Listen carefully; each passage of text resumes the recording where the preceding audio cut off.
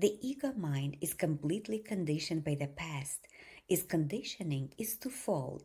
It consists of content and structure.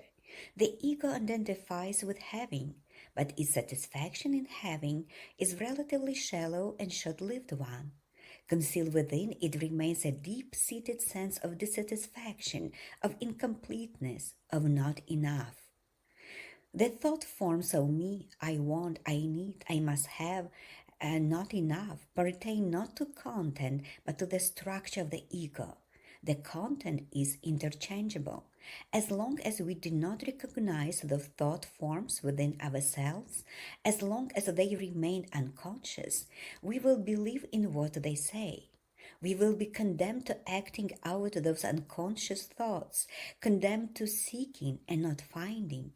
Because when those thought forms operate, no possession, place, person, or the condition will ever satisfy us. No content will satisfy us as long as the egoic structure remain in place. No matter what we have or get, we will not be happy. We will always be looking for something else that promises greater fulfillment, that promises to make our incomplete sense of self complete and fill the sense of lack we feel within. Ego is always identification with form, seeking ourselves and thereby losing ourselves in some form. Forms are not just material objects and physical bodies. More fundamental than the external forms are the thought forms that continuously arise in the field of consciousness. They are energy formation, finer and less dense than physical matter, but they are forms nonetheless. What we may be aware as a voice in our head that never stops speaking is the stream of continual and compulsive thinking.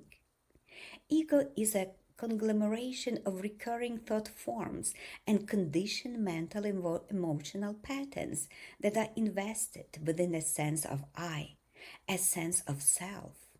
Ego arises when our self of beingness, of I am, which is formless consciousness, gets mixed up with form.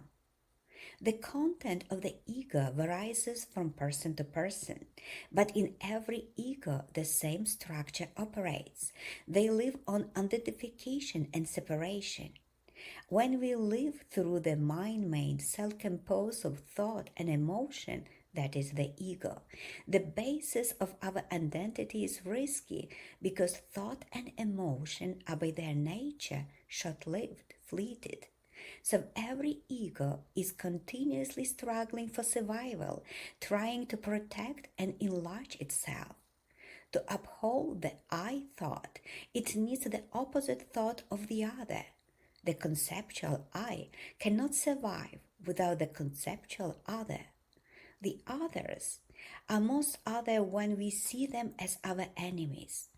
At one end of the scale of this unconscious egoic pattern lies the egoic compulsing habit of false funding and complaining about others. On the other hand of the scale, there is physical violence between individuals and warfare between nations.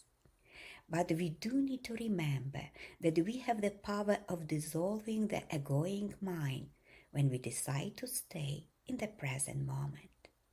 I invite you to visit my website, Knowledge in Abundance, to listen to my pre-recorded workshops on spirituality.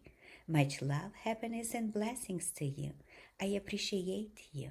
Thank you.